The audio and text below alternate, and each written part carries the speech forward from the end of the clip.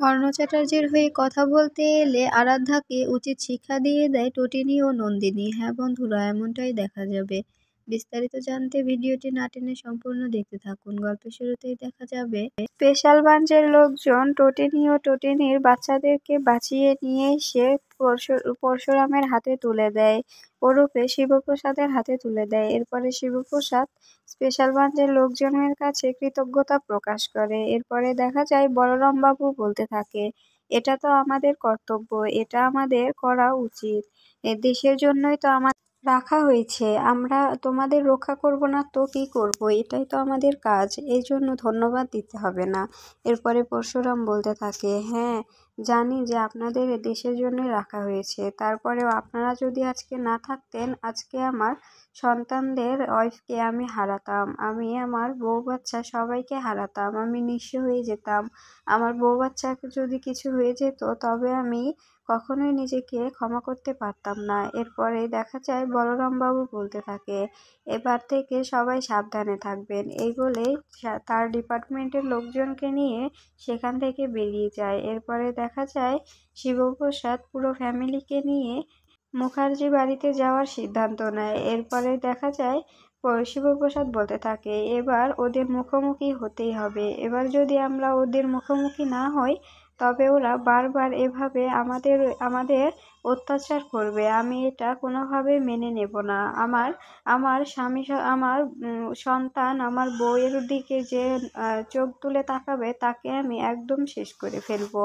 তখন টটিনি বলতে থাকে, এতটা ভালোবাসো, এতটা ভালোবাসো আমাকে? তখন দেখা যায় শিবপ্রসাদ বলতে থাকে, হ্যাঁ হ্যাঁ এতটাই ভালোবাসি, যতটা ভালো বাসলে কেউ কাউকে ছাড়া থাকতে পারে না, আমি তোমাকে ততটাই ভালোবাসি। এরপরে দেখা যায় শিবপ্রসাদ বলতে থাকে, টটিনি এটার পিছনে আমি জানি কে আছে, এটার পিছনে কর্ণ চ্যাটার্জি, সত্যজিৎ মুখার্জি ও জিৎ মুখার্জি এরা আছে, আমি এটা নিশ্চিত হয়ে বলতে পারি। তখন টটিনি বলতে থাকে, হ্যাঁ আমিও জানি, কর্ণ চ্যাটার্জি তো গিয়েছিল, জানো আমাকে কত মারধর করেছে সবাই মিলে, আমাকে কত টর্চার করেছে, আমার সামনে আমার বাচ্চাদের কথা শুনিয়েছে, আমার করার কিছুই ছিল না, তারপরেও আমি অনেক প্রতিবাদ করেছি, কিন্তু তারপরেও আমি কিচ্ছু করতে পারিনি। আমার সামনে আমার লাট্টু পিকুকে উনি সাপের বাচ্চা বলেছে, তারপরেও আমি ওনাকে কিছু করতে পারিনি। এরপরে দেখা যায় শিবপ্রসাদ বলতে থাকে,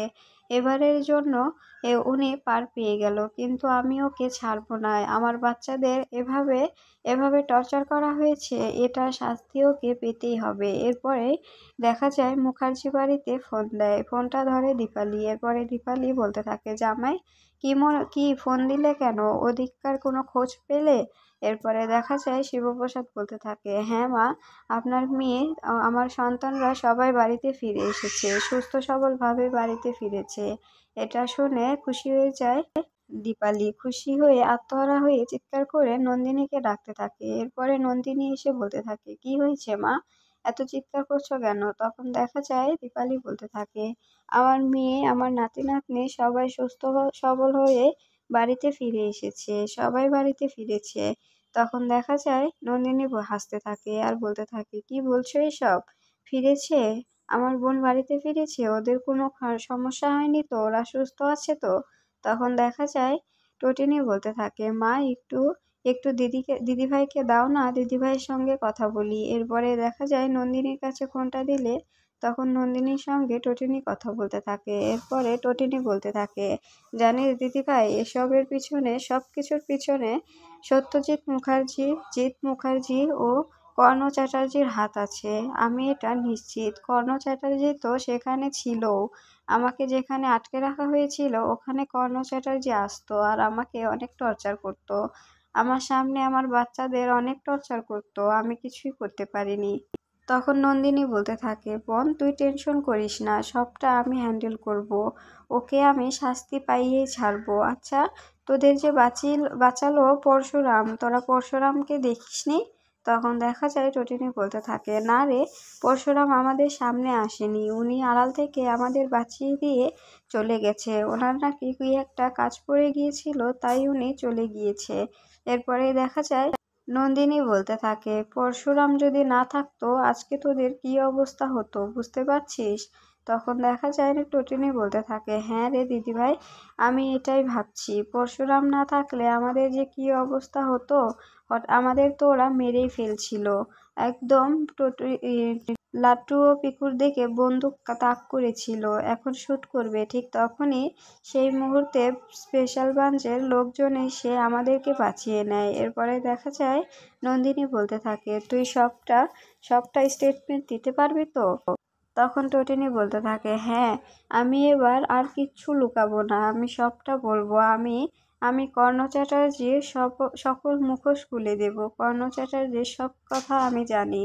কর্ণ চ্যাটার্জি কোথায় কোথায় জড়িত আছে, কোন কোন র্যাকেটের সঙ্গে জড়িত আছে, ওনার র্যাকেট কোথায় কোথায় ছড়িয়ে আছে, আমার কাছে সবটা প্রমাণ আছে। কর্ণ চ্যাটার্জি আমার ঘর থেকে প্রমাণগুলো সরিয়ে দিয়েছে। উনি কি ভেবেছে আমি কি এতটা কাঁচা খেলোয়াড় যে সব প্রমাণ আমি আমার ঘরেই রেখে দেব? আমি সব ডকুমেন্ট ফাইল করে দুই জায়গায় রেখে দিয়েছিলাম। ওরা আমার বাড়িতে যেগুলো ছিল সেগুলোই চুরি করে নিয়ে গিয়ে পুড়িয়ে দিয়েছে। আর আমার যে কাছে গোপন করে রাখা হয়েছিল সেগুলো সব আমার কাছেই আসে। এবার আমি সবটা স্পেশাল ব্রাঞ্চের লোকেদের কাছে বলে দেব, সবার সামনে মুখ খুলবো, এতে আমার যা হয় হবে। তখন নন্দিনী বলতে থাকে, তোর কিচ্ছু হবে না, তুই তো কোনো অন্যায় করিসনি। তুই ওদেরকে ধরার জন্য তুই ওই র্যাকেটের সঙ্গে যুক্ত হয়েছিলি, তোকে এর জন্য আরো প্রাউড অফ ইউ করা হবে। তুই তুই কোনো অন্যায় করিসনি, তুই আরও দেশের জন্য লড়েছিস, তুই কোনো টেনশন করিস না, আমি তোরটা দেখে নেব। তোকে আমি কোনো শাস্তি পেতে দেব না, তুই শুধু মুখটা খুলবি। আর কর্ণ চ্যাটার্জির মুখোশ আমরা সবাই মিলে টেনে খুলে দেব। শিবপ্রসাদকে তুই সবটা খুলে বল। শিবপ্রসাদকে দিয়ে তুই স্পেশাল ব্রাঞ্চের লোকেদের সঙ্গে কথা বলা। তখন দেখা যায় টটিনি বলতে থাকে, এসবের মধ্যে আমি শিবপ্রসাদকে জড়াতে চাই না। শিবপ্রসাদ একজন সাদাসিধে মানুষ, ওকে এই ঝামেলায় জড়ানো বোধহয় ঠিক হবে না। তখন নন্দিনী বলতে থাকে, অলরেডি তো শিবপ্রসাদকে ওরা জড়িয়ে ফেলেছেই, তবে কেন ভয় পাচ্ছিস? কিছু হবে না, তোর বাচ্চাদের সহ জড়ানো হয়েছে এর মধ্যে, তুই কোনো ভয় পাবি না, তুই সবটা খুলে বলবি। ওই মুকেশের আড়ালে লুকিয়ে থাকা শয়তানগুলোকে এবার শাস্তি পেতেই হবে। এরপরে দেখা যায় নন্দিনী বলতে থাকে, টটিনি, তুই তোর পরিবারের সবাইকে নিয়ে মুখার্জি পরিবারের সামনে এসে দাঁড়া, আর সেখানে এসে সবটা খুলে বল। এরপরে দেখা যায় টটিনি বলতে থাকে, আমার ওখানে যাওয়া ঠিক হবে? তখন দেখা যায় নন্দিনী বলতে থাকে, হ্যাঁ, অবশ্যই ঠিক হবে, তুই চলে আয়। এরপরে দেখা যায় শিবপ্রসাদ লাট্টুবুকুকে নিয়ে টটিনি মুখার্জি বাড়িতে আসে, আর সেখানে এসে কথা বলতে থাকলে ঠিক তখনই আরাধ্যা এসে টটিনিকে কথা শোনাতে থাকে। কর্ণ চ্যাটার্জির কথা বললে আরাধ্যা রেগে যায়। এরপরে দেখা যায় আরাধ্যাকে উচিত জবাব দিয়ে দেয় টটিনি ও নন্দিনী। নন্দিনী বলতে থাকে, একজন ক্রিমিনালের ওয়াইফ হয়ে আবার ক্রিমিনাল বাবার সাফাই গাইছিস? তখন দেখা যায় আরাধ্যা বলতে থাকে, তুই কি বলতে চাইছিস আমি ক্রিমিনাল বাবার সাফাই গাইছি মানে?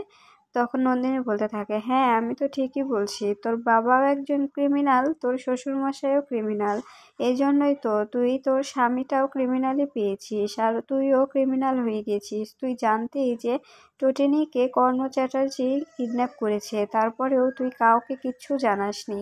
ও তো তোর বোন, আমরা তো সবাই ছোট থেকে একসঙ্গেই বড় হয়েছি, তবে কেন তুই এতটা স্বার্থপর হয়ে গেলি? তখন আরাধ্যা বলতে থাকে, ওর সঙ্গে আমার স্ট্যাটাসের সঙ্গে যায় না। ও কোথায় একজন সাদাসিধে মানুষ, মধ্যবিত্ত পরিবারের বউ, আর আমি কোথায়? আমার শ্বশুরমশাইয়ের কি টাকার অভাব যে আমি ওর কথা ভাববো? ওর সঙ্গে আমাদের কোনো সম্পর্ক নেই। দীর্ঘ 8-9 বছর ওর সঙ্গে আমাদের কোনো সম্পর্ক ছিল না। হঠাৎ করে ও কোথা থেকে উড়ে এসে জুড়ে বসলো। এই জন্যই তো আমাদের সংসারে এতটা অশান্তি। ওরা ফিরে আসার আগে আমাদের সংসারটা অনেক ভালো ছিল, এত অশান্তি ছিল না। তখন নন্দিনী রেগে যায় আর আরাধ্যাকে উচিত শিক্ষা দেয়।